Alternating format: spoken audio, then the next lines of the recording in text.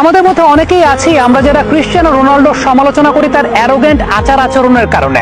কিন্তু আপনি কি জানেন 2011 সালে যখন ইউরোপের গোল্ডেন বুট CR7 জিতেছিলেন, পরবর্তী সময় 2017 সালে সেই গোল্ডেন বুটটাকে তিনি নিলামে তুলেছিলেন এবং নিলামে তোলার মাধ্যমে 1.2 মিলিয়ন পাউন্ড আয় হয়েছিল। যেই আয়ের পুরো অর্থটা CR7 দান করেছিলেন মূলত ফিলিস্তিনের গাজায় মুসলিম শিশুদের স্কুল সংস্কারের জন্য।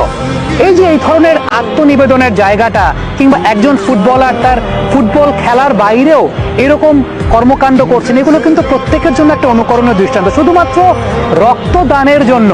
রক্তদানের জন্য তিনি শরীরে কোনো প্রকার ট্যাটু অঙ্কন করেন না। আমরা বিশ্বব্যাপী অনেক ফুটবলারকে দেখি যে শরীরব্যাপী ট্যাটু করছেন, এটা একটা ফ্যাশন বা আইকনিক একটা স্টাইল হিসাবে ব্যবহৃত হয়। বাট ক্রিশ্চিয়ানো রোনাল্ডো ট্যাটু ছাড়াই তিনি আইকনিক স্টার। কারণটা হচ্ছে তিনি ট্যাটু গ্রহণ করেন না, এই কারণে তিনি রক্ত দিতে পছন্দ করেন, কিংবা যখন তখন যদি তার শরীরে রক্ত প্রয়োজন হয় অন্য কাউকে বাঁচানোর জন্য, সেক্ষেত্রে তিনি সবসময় এগিয়ে আসতে চান।